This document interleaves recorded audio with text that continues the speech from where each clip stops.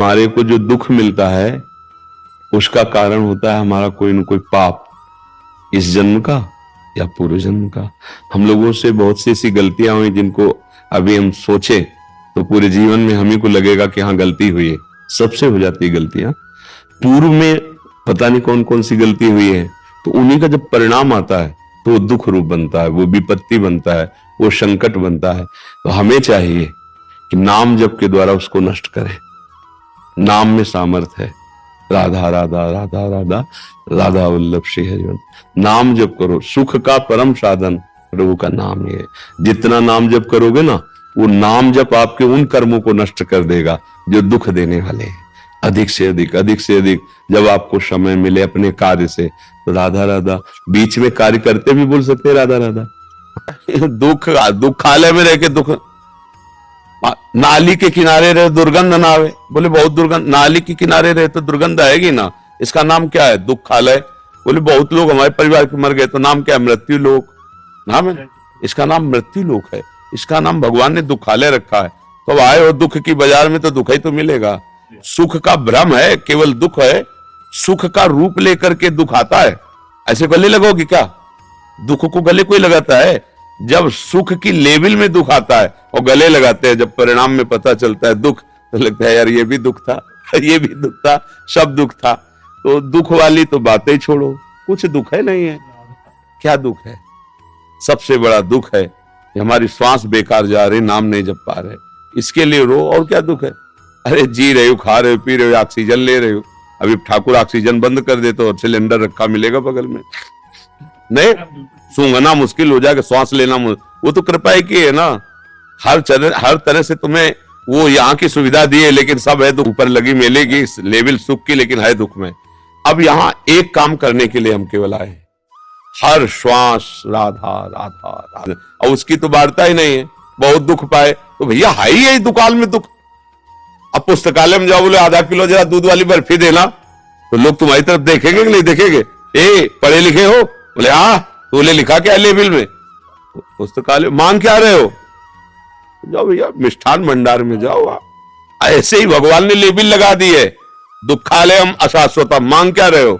सुख। तो हंसने की बात है, दुखालय में जन्म लिया, तुम सुख चाहते हो? हाँ, एक उपाय है, जिन्होंने इसको दुखालय बनाया, अगर उनका भजन करोगे तो ये भी सुखमय हो जाएगा। ये भी तुम्हारे लिए सुखमय, दसों दिशाएं सुखमय हो जाएंगी। भगवान तुम्हारे साथ बाल बांका भी नहीं होगा। जल और पानी में क्या अंतर है?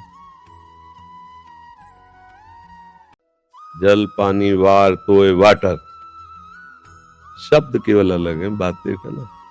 अच्छा क्या है? सद्गुण, सतगुण। सत कौन है? भगवान। बिना भगवान के परिचय के तुम जिसे अच्छा कहते हो वो बुरा ही होता है। आप हमें सोच के बताओ, जो भगवान से बिलग कुछ अच्छा लगे, कुछ भगवान से बिलग हो और फिर अच्छा हो, वो हमें बताओ। तो आपने उसके दो विभाग कर दिए, एक अच्छे कर्म और एक भजन। आपने उसे दो माना, दो नहीं है। बिना बुद्धि शुद्ध हुई आप जान ही नहीं सकते कि अच्छा कर्म किसे कहते हैं। समझ रहे हो? और बुद्धि शुद्ध होती है भजन से। बात एक ही हुई। जब हम भजन करेंगे तो हमारी बुद्धि शुद्ध होगी, और शुद्ध बुद्धि से हम जान पाएंगे कि अच्छा क्या है। कोई भी अपने लिए बुरा कर्म करता है क्या? चाहे वो गड़ासे से काटता हो, वो अच्छा समझता है, इसकी जेब काट लेंगे हमारा काम बन जाएगा, अच्छा समझता है वो, लेकिन वो अच्छा नहीं है। हम इसको दान देंगे तो हमारे को बहुत करके मिलेगा, वो इसे अच्छा समझता है, ये अच्छा नहीं है। इतने में तुम्हारी बुद्धि शुद्ध नहीं, जब और बढ़ के मिलेगा तो तुम्हारी बुद्धि और अशुद्ध हो जाएगी। जब हम तुम्हें अच्छाई का मार्ग दिखाएंगे तो तुम्हें एक ही बात समझ में आएगी कि हमारे सामने प्रकाश सही हो तो हम मार्ग का सही चयन कर पाएंगे, और वो प्रकाश है श्री भगवान। हमारी जो बुद्धि को शुद्ध करते हैं वो श्री भगवान है। अगर भगवान का भजन हमारे जीवन में नहीं, भगवान का नाम नहीं है, बिना भगवान के भजन के विश्राम शांति नहीं है। तो अच्छे कर्म का मतलब होता है सुख मिलना, अच्छे कर्म का मतलब शांति मिलना, अच्छे कर्म का मतलब आनंद मिलना। तो आज तक आपको आनंद क्यों नहीं मिला? क्या? तो हमें आनंद मिलना चाहिए।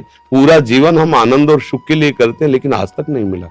वही प्यास, वही कामना, वही लालसा। इसका मतलब वो अच्छा कर्म नहीं हुआ जिसे अच्छा कर्म कहा जाता है। बस वो अच्छा कर्म भजन। भजन करके देखो, तुम्हारा मंगल हो जाएगा। समझ में आ गया? सही को और गलत का निर्णय तो भाई कोई ऐसा पृथ्वी में नहीं है जिसको अंदर से उपदेश न मिलता हो, कोई ऐसा नहीं। आप खुद सब लोग देखो कि आपको प्रेरणा नहीं मिलती कि आप गलत करने जाते हो तो अंदर से रोका जाता है। बाहर से जान करके अंदर ही हम आप बात सीखना चाहें। बाहर की बात ज्यादा काम नहीं करती, काम अंदर की बात। ये तुम बचपन से देख रहे हैं। जरा सा गलत बात हुई, गन्ने का खेत देखा, मन ने कहा गन्ना तोड़ लूं, अंदर से बात आई गलत है। गन्ने वाला देख लेगा, पिताजी से कहेगा पीटे जाओगे, गलत है। अब कहता अरे कोई नहीं देखेगा, तो ये बता देगा साइड वाले खेत से घुस के जाओ और गन्ना तोड़ लो, वही बता देगा। अब जब पीटोगे तो कहेगा हमने कहा था ना तुमसे कि वो अंदर बैठा हुआ परम गुरु सबको उपदेश देता है। तो ये तो बात आप कह ही नहीं सकते कि क्या अच्छा है क्या बुरा, हमें ज्ञान नहीं था, ऐसा नहीं। या तो बच्चा है या तो मूर्ख पागल है, दो की बात हम नहीं करते। अगर आप बीच वाले हो, ना बच्चे हो, ना मूर्ख हो, ना पागल हो, तो आपको प्रेरित करता है वो भगवान अंदर बैठकर कि गलत क्या है सही। आप ये नहीं कह सकते मुझे पता नहीं था। ले लो, कृपा की हवा आई है, नहीं तो स्वार्थ में फंसाने वाले बहुत मिल सकते हैं, लेकिन प्रिया लाल के चरणों में मन फंसाने वाले तो बहुत कम होते हैं। तो श्री जी ने कृपा की है, अवसर है, अभी लाभ उठा लो। जो उपदेश मिल रहे हैं, जो मार्ग मिला है, खूब चलो। जीवन का कोई ठिकाना नहीं, कब शांत हो जाए इसका कोई नहीं, कब शाम हो जाए जीवन की कोई भरोसा नहीं। तब को भगवान को साक्षी करके पूजा मान के कर दो और नाम जब बीच बीच में, और कोई भी हमसे ऐसा कर्म ना हो पावे जो हम जिस ऊंचाई पर चढ़ रहे हैं हमें गिरा दे। जैसे हमें मानव देह मिली ना, अब इससे बड़ा कोई लाभ नहीं है।